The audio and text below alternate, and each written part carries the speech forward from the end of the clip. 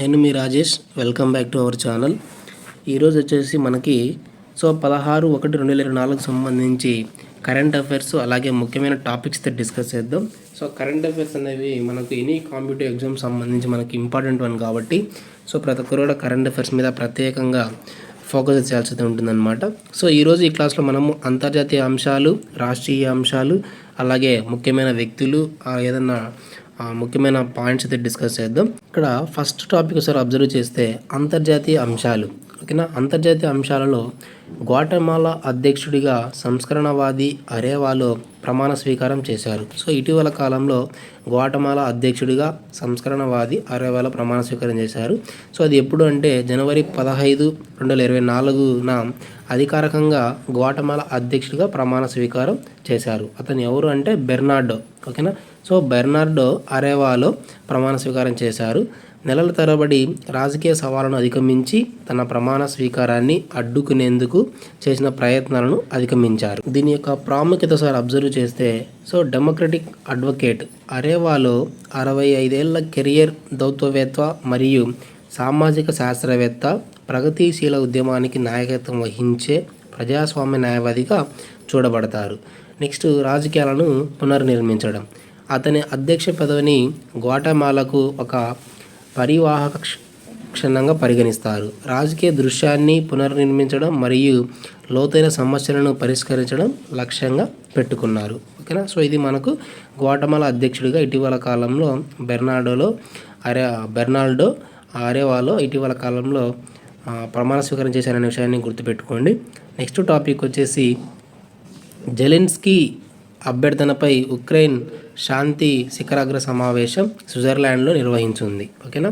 Zelensky అభ్యర్థనపై Ukraine శాంతి శిఖరాగ్ర సమావేశం ఎక్కడ నిర్వహిస్తున్నారంటే స్విట్జర్లాండ్లో నిర్వహిస్తున్నారన్నమాట. ఓకేనా. ఫిబ్రవరి 24, 2022న ఉక్రెయిన్లో రష్యా చొరబాటుతో తలెత్తిన సంఘర్షణను పరిష్కరించే లక్ష్యంతో ప్రపంచ శాంతి శిఖరాగ్ర సదస్సును నిర్వహించేందుకు స్విట్జర్లాండ్ ఒప్పందాన్ని ఉక్రెయిన్ అధ్యక్షుడు వోలోడిమిర్ జెలెన్స్కీ పొందారు. తటస్థత మరియు గత మధ్యవర్తిత పాత్రలకు పేరుగావించిన స్విట్జర్లాండ్ చర్చల పరిష్కారాన్ని సులభతరం చేస్తుంది. ఓకేనా. ఈ విషయాన్ని గుర్తుపెట్టుకోండి. ప్రపంచ శాంతి శిఖరాగ్ర సదస్సును ఎక్కడ నిర్వహిస్తున్నారంటే స్విట్జర్లాండ్లో నిర్వహిస్తున్న అంశాన్ని గుర్తుపెట్టుకుందాం. నెక్స్ట్, జాతీయ అంశాలు. భారత రాష్ట్రపతి 5వ మేఘాలయ క్రీడలను ప్రారంభించారు. ఓకేనా. మన భారత రాష్ట్రపతి ద్రౌపది ముర్ము గారు 5వ మేఘాలయ క్రీడలను ప్రారంభించారు. జనవరి 15, 2024న భారత రాష్ట్రపతి శ్రీమతి ద్రౌపది ముర్ము మేఘాలయలోని తురాలో మేఘాలయ క్రీడల 5వ ఎడిషన్, ఎన్నోవ ఎడిషన్ అంటే 5వ ఎడిషన్ అండి, 5వ ఎడిషన్ను ప్రారంభించారు. ఆమె ప్రసంగంలో రాష్ట్రపతి ఈశాన్య ప్రాంతంలో క్రీడలు మరియు క్రీడాకారుల అభివృద్ధికి అద్భుతమైన సామర్థ్యాన్ని హైలైట్ చేశారు. బలమైన క్రీడా సంస్కృతి యొక్క గొప్ప సాంప్రదాయాన్ని ఉదాహరించారు. ఓకేనా. మేఘాలయ గేమ్స్ యొక్క 5వ ఎడిషన్ దాదాపు 3,000 మంది అథ్లెట్లకు వసతి కల్పిస్తుంది. 6 రోజుల వ్యవధిలో తురాలోని 16 వేదికల మధ్య 23 విభాగాలలో పోటీలు నిర్వహించబడుతున్నాయి. ఓకేనా. మేఘాలయలో 5వ ఎడిషన్ క్రీడలు ప్రారంభించారు ఇటీవల కాలంలో విషయాన్ని గుర్తుపెట్టుకోండి. రాష్ట్రాల అంశాల్లో భాగంగా ఏఎంఆర్ని ఎదుర్కోవడానికి కేరళ ఆపరేషన్ అమృత్ను ప్రారంభించింది. ఓకేనా. ఏఎంఆర్ని ఎదుర్కోవడానికి కేరళ అనేది ఇటీవల కాలంలో ఆపరేషన్ అమృత్ను ప్రారంభించింది. ఈ ఆపరేషన్ అమృత్ అనేది దేనికి సంబంధించి ఒకసారి అబ్జర్వ్ చేస్తే కేరళ ఔషధ యంత్రాంగ విభాగం ఆపరేషన్ అమృత్ ద్వారా పెరుగుతున్న యాంటీ మైక్రోవియల్ రెసిస్టెన్స్ ముప్పును ఎదుర్కోవడానికి చురుకైన చర్య తీసుకుంది. ఓకేనా. ఎక్కువ యాంటీబయాటిక్స్ యూజ్ చేస్తున్నాం కదా. యాంటీ మైక్రోవియల్ రెసిస్టెన్స్ని ముప్పుని ఎదుర్కోవడానికి చురుకైన చర్య తీసుకుంది. ఫార్మసీలలో ఆకస్మిక దాడులు నిర్వహించడం మరియు డాక్టర్ ప్రిస్క్రిప్షన్ లేకుండా యాంటీబయాటిక్స్ యొక్క ఓవర్ ది కౌంటర్ అమ్మకాలను గుర్తించడం ద్వారా రాష్ట్రంలో యాంటీబయాటిక్స్ యొక్క మితిమీరిన వినియోగాన్ని అరికట్టడం ఈ చొరవ లక్ష్యం. ఓకేనా. ఇటీవల కాలంలో కేరళ అనేది ఆపరేషన్ అమృత్ను ప్రారంభించింది. ఇది దేనికి సంబంధించి అంటే పెరుగుతున్నటువంటి యాంటీబయాటిక్ వినియోగాలని దాని మీద ఇది మనకు దాని యొక్క వాడకాన్ని తగ్గించడం అనేది దీని యొక్క ముఖ్య లక్ష్యం. ఆంధ్ర మరియు తెలంగాణ రాష్ట్ర అంశాలకు సంబంధించి ఆంధ్రప్రదేశ్లో NACIN క్యాంపస్ను ప్రారంభిస్తున్న ప్రధాని మోదీ. ఓకేనా. సో ఆంధ్రప్రదేశ్లోని శ్రీ సత్యసాయి జిల్లాలోని పాలసముద్రంలో నేషనల్ అకాడమీ ఆఫ్ కస్టమ్స్ పరోక్ష పన్నులు నార్కోటిక్స్ కొత్త క్యాంపస్ను ప్రధాని నరేంద్ర మోదీ ప్రారంభించున్నారు. ఈ కార్యక్రమం జనవరి 16న షెడ్యూల్ చేయబడింది. ఓకేనా. ఇది ప్రాంతం యొక్క విద్యా మౌలిక సదుపాయాలలో గణనీయమైన అభివృద్ధిని సూచిస్తుంది.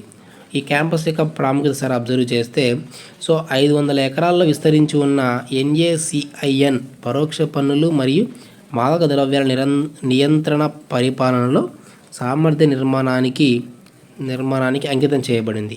ఈ జాతీయ స్థాయి ప్రపంచ స్థాయి శిక్షణా సంస్థ ఇండియన్ రెవెన్యూ సర్వీస్ కస్టమ్ పరోక్ష పన్నులు కేంద్ర అనుబంధ సేవలు రాష్ట్ర ప్రభుత్వాలు మరియు భాగస్వామ్య ఆదేశాల అధికారులకు శిక్షణ ఇస్తుంది. సో ఇది మనకు ఈ విషయాన్ని గుర్తుపెట్టుకోండి. ఆంధ్రప్రదేశ్లో శ్రీ సత్యసాయి జిల్లాలోని మనకు ఈ నేషనల్ NACIN దీన్ని మనం ఈరోజు మన నరేంద్ర మోదీ గారు ప్రారంభిస్తున్నారు. వ్యాపారం మరియు ఒప్పందాలు. సో గ్రీన్ ఎనర్జీ సెక్టార్లో వ్యాపార సౌలభ్యాన్ని పెంచడానికి కేంద్రం కొత్త నిబంధనలను ప్రవేశపెట్టింది.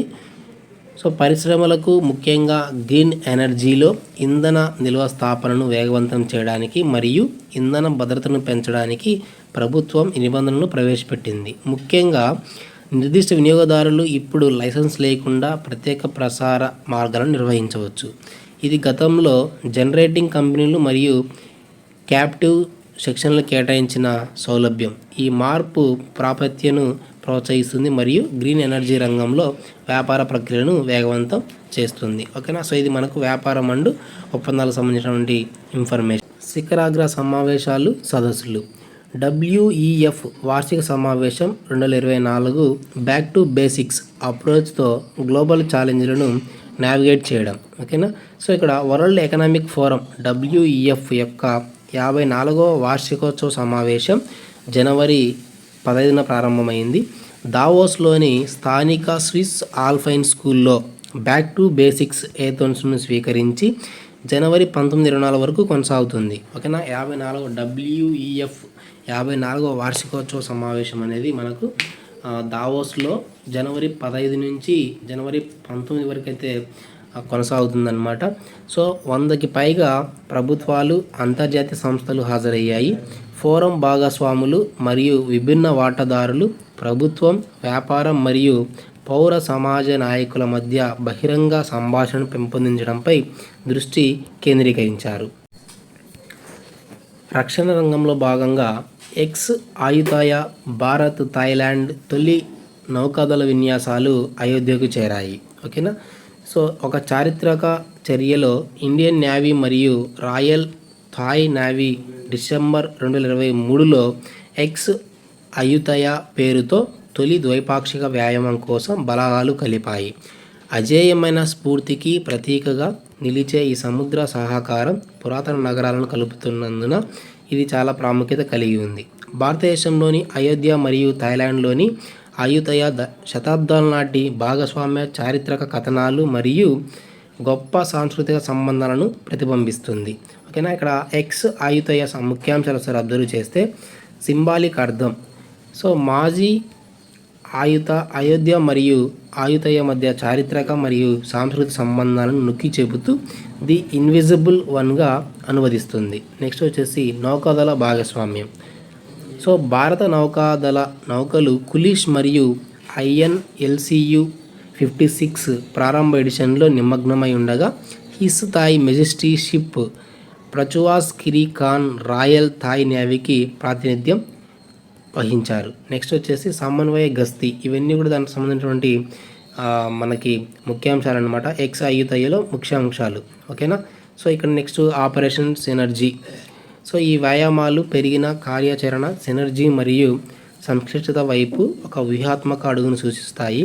ఈ ప్రాంతంలోని అందరికీ భద్రత మరియు అభివృద్ధి కోసం భారతదేశం యొక్క సాగర్ దృష్టితో సమలేఖనం. ఓకేనా. సో ఈ విషయాన్ని గుర్తుపెట్టుకోండి. నెక్స్ట్ సైన్స్ అండ్ టెక్నాలజీలో భాగంగా ఆక్స్ఫర్డ్ శాస్త్రవేత్తలు ప్రాణాంతక నిఫా వైరస్ వ్యాక్సిన్ కోసం మానవులలో మొదటి పరీక్షను ప్రారంభించారు. ఓకేనా. ప్రాణాంతక నిఫా వైరస్ కోసం యునైటెడ్ కింగ్డమ్లోని ఆక్స్ఫర్డ్ విశ్వవిద్యాలయం పరిశోధకులు మొట్టమొదటి మానవ వ్యాక్సిన్ ట్రయల్స్ను ప్రారంభించారు. భారత్ సహా వివిధ ఆసియా దేశాలపై వైరస్ తీవ్ర ప్రభావాన్ని ఎదుర్కొనడంలో ఈ చొరవ ఒక ముఖ్యమైన ముందడుగు. ఆక్స్ఫర్డ్ వ్యాక్సిన్ గ్రూప్ నేతృత్వంలో 18 నుంచి 50 ఏళ్ల మధ్య వయసు ఉన్నటువంటి 51 మందికి ఈ ట్రయల్స్ని నిర్వహించారు. ఓకేనా. సో దీని యొక్క ఇన్ఫర్మేషన్ ఒకసారి అబ్జర్వ్ చేస్తే CHADOX1 నిఫా బి వ్యాక్సిన్ ఏరే ఆఫ్ హోప్ అనే నిఫా బి అనే ప్రయోగాత్మక వ్యాక్సిన్ నిఫా వైరస్ను ఎదుర్కోవడమే లక్ష్యంగా పెట్టుకుంది. దాదాపు 75% మరణాల రేటుతో అత్యంత ప్రాణాంతక వ్యాధి. సింగపూర్, మలేషియా, బంగ్లాదేశ్ మరియు భారతదేశం వంటి అనేక ఆసియా దేశాలలో వ్యాప్తి చెందడానికి నిఫా వైరస్ కారణం. గత ఏడాది సెప్టెంబర్లో కేరళలో ఇటీవల వ్యాప్తి చెందడం గమనార్హం. ఓకేనా. సో దీనికి నిఫా వైరస్ సంబంధించి ఒక కొత్త వ్యాక్సిన్ అయితే ప్రవేశపెట్టారు ఆక్స్ఫర్డ్ విశ్వవిద్యాలయం వాళ్ళు ఇటీవల కాలంలో అది మానవుల మీద ప్రయోగించి కొన్ని ట్రయల్స్లో అయితే అది ఉందన్న విషయాన్ని ఇక్కడ మనకు తెలియజేస్తున్నారనమాట. నెక్స్ట్ వచ్చేసి ఐస్టెమ్ పరిశోధన సహకారాన్ని మెరుగుపరచడానికి IISc బెంగళూరులో సమావేశంను ప్రారంభించనుంది. ఓకేనా. ఐస్టెమ్ అని పిలువబడే Indian science, technology and engineering సౌకర్యాల మ్యాప్ సమావేశ పేరుతో ఒక సంచలనాత్మక చొరవను ప్రారంభించేందుకు సిద్ధంగా ఉంది. భారత ప్రభుత్వ ప్రధాన సైంటిఫిక్ అడ్వైజర్ కార్యాలయ నేతృత్వంలోని ఈ ప్రతిష్టాత్మక ప్రాజెక్టు శాస్త్రీయ సౌకర్యాలు మరియు ప్రయోగశాలను సులభంగా యాక్సెస్ చేయడం ద్వారా దేశంలోని పరిశోధన సహకారాన్ని మార్చడం లక్ష్యంగా పెట్టుకుంది. నియామకాలలో భాగంగా వైస్ అడ్మిరల్ మరియు ప్రమోద్ జనరల్ నావల్ ఆపరేషన్స్ డైరెక్టర్గా నియమితులయ్యారు. ఓకేనా. సో ఇక్కడ వైస్ అడ్మిరల్గా అలాగే జనరల్ నావల్ ఆపరేషన్స్ డైరెక్టర్గా ప్రమోద్ అనే వ్యక్తి ఇటీవల కాలంలో నియమించబడ్డారనమాట. సో జనవరి 15, 2024 vice admiral AN Pramod director general naval ఆపరేషన్స్గా బాధ్యతలు స్వీకరించారు. గోవాలోని నేవల్ అకాడమీలో 38వ ఇంటిగ్రేటెడ్ క్యాడెట్ కోర్సు పూర్వ విద్యార్థి అయిన వైస్ అడ్మిరల్ ప్రమోద్ 1990లో భారత్ నౌకాదళంలో చేరారు. సో వృత్తిపరమైన నేపథ్యం. So vice admiral cat A seeking air operation officer మరియు communication and electronics warfare specialist నేపథ్యాన్ని కలిగి ఉన్నారు. ఓకేనా. సో ఇటీవల కాలంలో ఇతను మనకి ప్రమోద్ అనేటువంటి వ్యక్తి వైస్ అడ్మిరల్ మరియు జనరల్ నావల్ ఆపరేషన్ డైరెక్టర్గా నియమించబడ్డారనే విషయాన్ని గుర్తుపెట్టుకోండి. నెక్స్ట్ వచ్చేసి అవార్డులు. ఓకేనా. So Deepa Bhandare VSI award అందుకున్న మొదటి మహిళగా చరిత్ర సృష్టించారు. ఓకేనా. So Deepa Bhandare VSI award. ఓకేనా.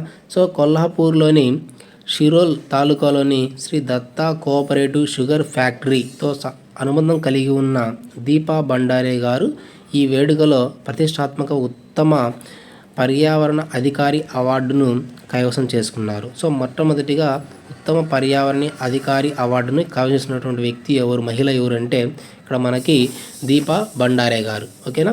చేసుకోవడం ట్రైల్ బ్లెజర్గా ఉద్భవించింది. VSI చైర్మన్ శరద్ పవార్ ప్రదానం చేసిన ఈ అవార్డు మహారాష్ట్ర చక్కెర పరిశ్రమ యొక్క సుదీర్ఘమైన మరియు ప్రసిద్ధ చరిత్రలో ఈ ప్రశంసలు అందుకున్న ఏకైక మహిళగా దీపా భండారే గారు చారిత్రాత్మక క్షణాన్ని సూచిస్తుంది. ఓకేనా. ప్రతి సంవత్సరం వసంత్ దాదా షుగర్ ఇన్స్టిట్యూట్ మహారాష్ట్రలోని చక్కెర కర్మాగారాలు, ఉద్యోగులు మరియు రైతుల అసాధారణ పనితీరును అవార్డులతో సత్కరిస్తుంది. ముఖ్యమైన దినోత్సవాల సార్ అబ్జర్వ్ చేస్తే ప్రధానమంత్రి నరేంద్ర మోడీ జనవరి 16వ తేదీని నేషనల్ స్టార్టప్ డేగా 2024గా ప్రకటించారు. ఓకేనా. సో 2021లో ఒక ముఖ్యమైన ప్రకటనలో ప్రధానమంత్రి నరేంద్ర మోదీ జనవరి 16ని జాతీయ స్టార్టప్ డేగా ప్రకటించారు. ఇది అభివృద్ధి చెందుతున్న స్టార్టప్ పర్యావరణ వ్యవస్థను భారతదేశం గుర్తించి జరుపుకోవడంలో కీలక ఘట్టాన్ని సూచిస్తుంది. అప్పటి నుండి దేశంలో ఆవిష్కరణలు మరియు వ్యవస్థాపకతను పెంపొందించడంలో ప్రభుత్వ నిబద్ధతను నొక్కి చెప్పే విధంగా కార్యక్రమాలు మరియు సంఘటనలు బయటపడ్డాయి. ఓకేనా. సో జనవరి 16న నేషనల్ స్టార్టప్ డే 2024 నిమిషాన్ని గుర్తుపెట్టుకోండి. కానీ దీనిని ప్రధానమంత్రి మోదీ గారు ఒక 2021 ముఖ్యమైన ప్రకటనలో ఆ డేగా ప్రకటించడం. సో మరణాలలో భాగంగా మలయాళ సంగీత దర్శకుడు కేజే జాయ్ కన్నుమూశారు. సో ఈయన గురించి కొన్ని లేటెస్ట్ అప్డేట్స్ ఒకసారి అబ్జర్వ్ చేస్తే, మలయాళ సంగీత దర్శకుడు కేజే జాయ్ చెన్నైలో కన్నుమూశారు. ఆయనకు 77 ఏళ్ళు. జాయ్ 1970లలో కీబోర్డ్ వంటి వాయిద్యాలను ఉపయోగించినందున మలయాళ చలనచిత్ర సంగీత ప్రపంచంలో మొట్టమొదటి టెక్నో సంగీతకారుడుగా పేరు పొందాడు. మొట్టమొదటి టెక్నో సంగీతకారుడుగా పేరు పొందినటువంటి కేజే జాయ్ ఇటీవల కాలంలో మరణించడం జరిగింది. ఈ విషయాన్ని గుర్తుపెట్టుకుంటే సరిపోతుంది. సో ఈరోజు కరెంట్ అఫైర్స్ ఒకసారి బ్రీఫ్గా అబ్జర్వ్ చేస్తే, భారత రాష్ట్రపతి 5వ మేఘాలయ క్రీడలను ప్రారంభించారు. జెలెన్స్కీ అభ్యర్థనపై ఉక్రెయిన్ శాంతి శిఖరాగ్ర సమావేశాన్ని స్విట్జర్లాండ్లో నిర్వహించనుంది. ఆంధ్రప్రదేశ్లో NACIN క్యాంపును ప్రారంభిస్తున్న ప్రధాని మోడీ. నెక్స్ట్ వచ్చేసి గ్రీన్ ఎనర్జీ సెక్టార్లో వ్యాపార సౌలభ్యాన్ని పెంచడానికి కేంద్రం కొత్త నిబంధనలు ప్రవేశపెట్టింది. So Deepa Bhandare VSI award అందుకున్న మొదటి మహిళగా చరిత్ర సృష్టించారు. సో VEF వార్షిక సమావేశం 2024 బ్యాక్ టు బేసిక్స్ అప్రోచ్తో గ్లోబల్ ఛాలెంజ్లను నావిగేట్ చేయడం. గ్వాటమాలా అధ్యక్షుడిగా సంస్కరణవాది అరేవాలో ప్రమాణ స్వీకారం చేశారు. సంగీత దర్శకుడు కేజే జాయ్ కన్నుమూశారు. ఆక్స్ఫర్డ్ శాస్త్రవేత్తలు ప్రాణాంతక నిఫా వైరస్ వ్యాక్సిన్ కోసం మానవులలో మొదటి పరీక్షను ప్రారంభించారు. సో ప్రధానమంత్రి నరేంద్ర మోడీ జనవరి 16వ తేదీని నేషనల్ స్టార్టప్ డేగా 2024గా ప్రకటించారు. అయుతయ భారత్ థాయిలాండ్ తొలి నౌకాదళ విన్యాసాలు అయోధ్యకు చేరాయి. AMRను ఎదుర్కోవడానికి కేరళ ఆపరేషన్ అమృత్ను ప్రారంభించింది. AMRను ఎదుర్కోవడానికి కేరళ అనేది ఆపరేషన్ అమృత్ను ప్రారంభించింది. వైస్ అడ్మిరల్ మరియు జనరల్ నావల్ ఆపరేషన్ డైరెక్టర్గా ప్రమోద్ గారు నియమితులయ్యారు. సో ఐస్టెమ్ పరిశోధన సహకారాన్ని మెరుగుపరచడానికి IISc బెంగళూరు సమావేశంను ప్రారంభించనుంది. ఇది ఫ్రెండ్స్ ఈరోజు మనకు 16/1/2024 సంబంధించి ముఖ్యమైన కరెంట్ అఫైర్స్ అన్నమాట. ఇలాంటి మరిన్ని అప్డేట్స్ కోసం మన ఛానల్ని సబ్స్క్రైబ్ చేయండి. అలాగే ఫ్రెండ్స్ కూడా షేర్ చేయండి. Thank you for watching.